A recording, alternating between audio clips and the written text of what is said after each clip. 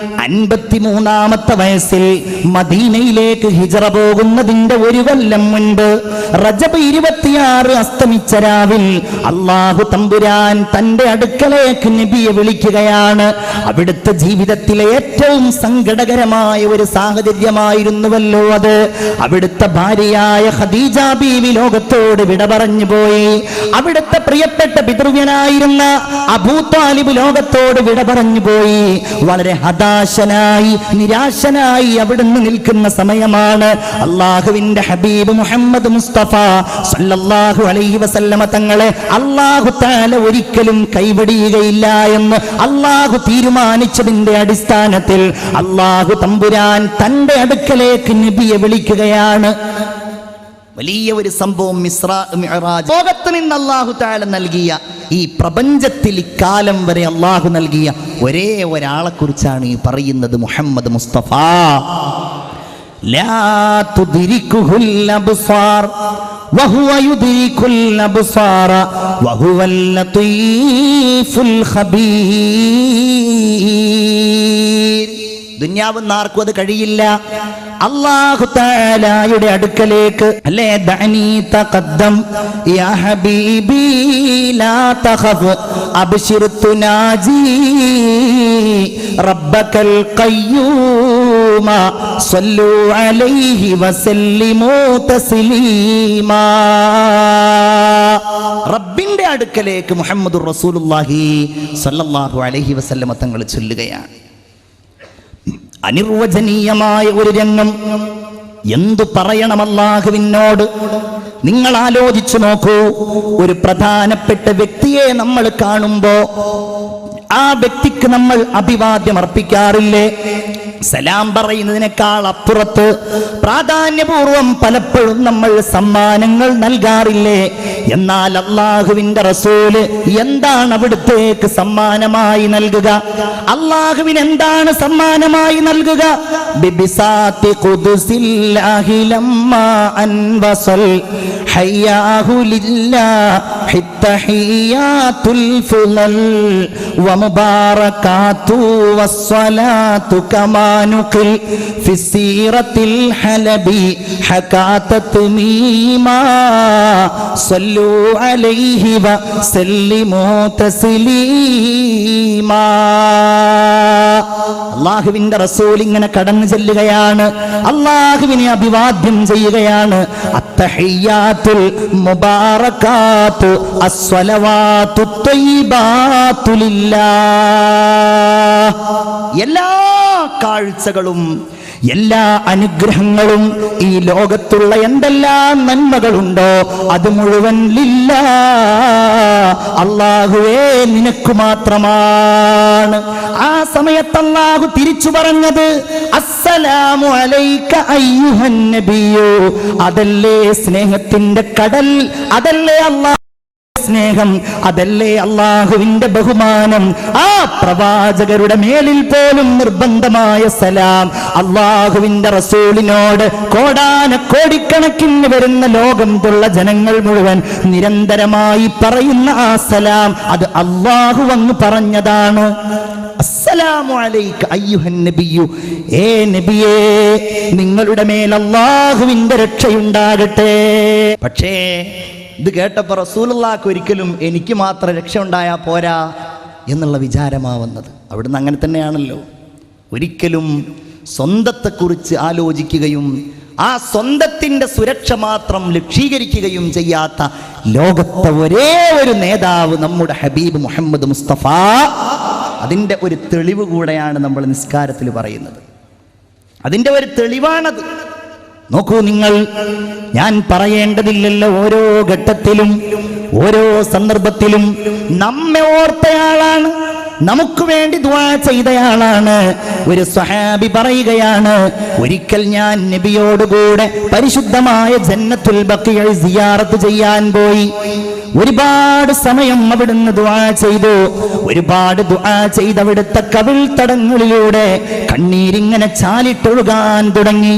ദുആ ചെയ്ത് അവിടെ ഉണ്ടായിരുന്ന മുഴുവൻ ഖബറാളികൾക്കും സലാം പറഞ്ഞ് അവസാനം ഞങ്ങളുടെ നേരെ തിരിഞ്ഞവിടുന്ന് പറയുകയാണ്, വദിത്തു അന്നാ ഖദ് റഅയ്നാ ഇഖ്വാനനാ, ഞാൻ എൻ്റെ സഹോദരന്മാരെ കണ്ടുമുട്ടിയിരുന്നെങ്കിലെന്ന് മോഹിക്കുകയാണ്. എൻ്റെ സഹോദരന്മാരെ ഞാനൊന്ന് കണ്ടിരുന്നെങ്കിലെന്ന് മോഹിക്കുകയാണ്. കൂടെയുള്ള സഹാബികൾ ചോദിച്ചു, നബിയേ അവലസ്നാ ഇഖ്വാനക യാ റസൂലല്ലാഹ്, ഞങ്ങളല്ലയോ നബി അങ്ങയുടെ സഹോദരന്മാർ? അല്ല, നിങ്ങൾ എൻ്റെ സഹോദരന്മാരല്ല. എൻ്റെ സന്തോഷത്തിൽ എൻ്റെ കൂടെ നിന്നിട്ടുണ്ടായിരുന്ന, എൻ്റെ ദുഃഖത്തിൽ എൻ്റെ കൂടെ നിന്ന എൻ്റെ പ്രിയപ്പെട്ട കൂട്ടുകാരാണ് നിങ്ങൾ.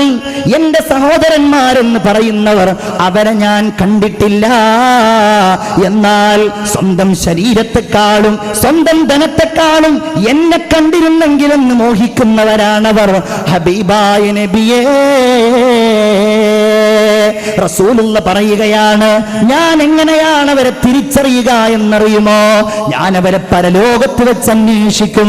ഏകാന്തമായ മഹ്ശറിൽ വെച്ച് ഞാൻ അവരെ ഓരോരുത്തരെയും എൻ്റെ ഹൗദുൽ കൗസറിന്റെ അടുക്കലേക്ക് കൊണ്ടുവരും. നബിയേ, എങ്ങനെയാണ് നിങ്ങളവരെ തിരിച്ചറിയുന്നത്? അങ്ങവരെ കണ്ടിട്ടില്ലല്ലോ, അങ്ങവരെ ദർശിച്ചിട്ടില്ലല്ലോ, പിന്നെ എങ്ങനെയാണ് അങ്ങവരെ തിരിച്ചറിയുന്നത്?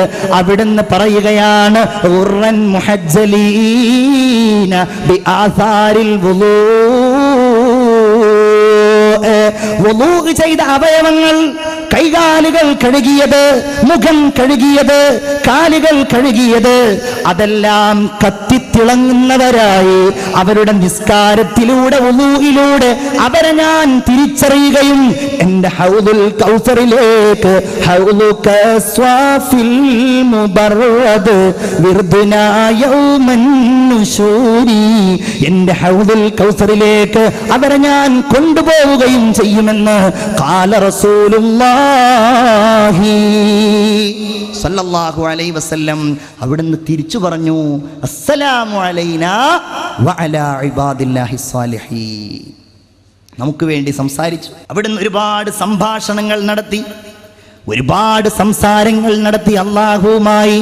അല്ലാഹുവേ, മൂസാ നബിക്ക് നീ ഇന്ന കലീമാക്കിയില്ല റബ്ബേ, ഈസാ നബിയെ നീ നിന്റെ ആത്മാവിൽ നിന്ന് പടച്ചില്ല റബ്ബേ.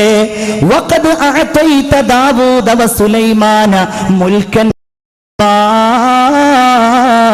ദാവൂദ് നബിക്കും സുലൈമാൻ നബിക്കും വലിയ രാജാധികാരം നീ നൽകിയില്ല അല്ലാ. അല്ലാഹുവിന്റെ റസൂലിനോട് അവിടുന്ന് പറയുകയാണ്, നബിയേ നിങ്ങൾ പേടിക്കണ്ട, അന്ത ഹബീബി വ ഖലീലി, അങ്ങന്റെ പ്രിയപ്പെട്ട കൂട്ടുകാരനും എൻ്റെ മഹാസ്നേഹിതനുമാകുന്നു. രണ്ട് വാക്കാണത്. ആ ഹബീബായ നബിക്ക് അല്ലാഹു തആല സ്നേഹത്തോടെ നൽകുകയാണ് അവിടുന്ന് നിസ്കാരം. എന്താ ഹബീബ്, ഖലീല്? ഹബീബ് പണ്ഡിതന്മാർ ഈ രണ്ട് വാക്കിനെയും വിശദീകരിച്ചിട്ടുണ്ട്. ആരുടെ ഇഷ്ടത്തിനനുസരിച്ചാണോ അല്ലാഹു തആല തൻ്റെ തീരുമാനങ്ങൾ എടുക്കുന്നത്, ആ ഇഷ്ടത്തിൻ്റെ ഉടമയാണ് ഹബീബ്. മുഹമ്മദ് മുസ്തഫ സല്ലല്ലാഹു അലൈഹി വസല്ലം അല്ലേ, കുന്തു കൻസം മഖ്ഫിയ, ഞാൻ മറക്കപ്പെട്ട ഒരു നിധിയായിരുന്നു. അങ്ങനെ ഞാൻ എന്നെ അറിയാൻ വേണ്ടി ലോകത്തെ മുഴുവൻ സൃഷ്ടിച്ചു. അതിന്റെ കാരണക്കാരനായി ഞാൻ സൃഷ്ടിച്ചത് ഗർത്തൂന ഹോതാ തോ ദുനിയാ തി ഖാലി, സാരേ നബി തേരെ ദർ കെ സവാലി. ഇല്ലായിരുന്നെങ്കിൽ ലോകം ഉണ്ടാകുമായിരുന്നില്ല. മുഹമ്മദുർ റസൂലുള്ളാഹി സ്വല്ലല്ലാഹു അലൈഹി വസല്ലം ഹബീബാണ്. അള്ളാഹുവിന്റെ ഇഷ്ടത്തിനനുസരിച്ച് ആരാണോ തന്റെ തീരുമാനങ്ങളെ ക്രമപ്പെടുത്തുന്നത്, ആ വ്യക്തിയാണ് ഖലീൽ.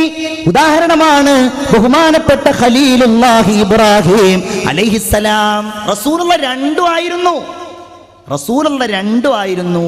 റസൂലുള്ള ഹബീബുമാണ്, അള്ളാഹു തന്റെ തീരുമാനാക്കുന്ന ആളുമാണ്. റസായേ ഖുദാ റസായേ മുഹമ്മദ്, എന്താണോ അള്ളാഹുവിന്റെ തൃപ്തി അത് തന്നെയാണ് മുഹമ്മദ് മുസ്തഫ സല്ലല്ലാഹു അലൈഹി വസല്ലമയുടെയും തൃപ്തി. എന്താണോ മുഹമ്മദ് നബിയുടെ തൃപ്തി അത് തന്നെയാണ് അള്ളാഹുവിന്റെയും തൃപ്തി. ഖുദാനെ ലഗായേ ജന്നത്ത് ഔർ ന സജായേ മുഹമ്മദ്, ഖുദാനെ ലഗായേ ജഹന്നം ഔർ ന ബുജായേ മുഹമ്മദ്. അള്ളാഹു സ്വർഗമുണ്ടാക്കിയപ്പോ മുഹമ്മദ് നബി അതിൽ കൊണ്ടുവന്ന ആളുകളെ പാർപ്പിച്ചു. അള്ളാഹു നരകമുണ്ടാക്കിയപ്പോൾ മുഹമ്മദ് റസൂൽ അതിനെ ഊതിക്കെടുത്തി. ഇങ്ങനെ അള്ളാഹു തമ്പുരാന്റെ ഹബീബായ റസൂലുള്ളാഹി സ്വല്ലല്ലാഹു അലൈഹി വസല്ലം തങ്ങൾക്ക് അള്ളാഹു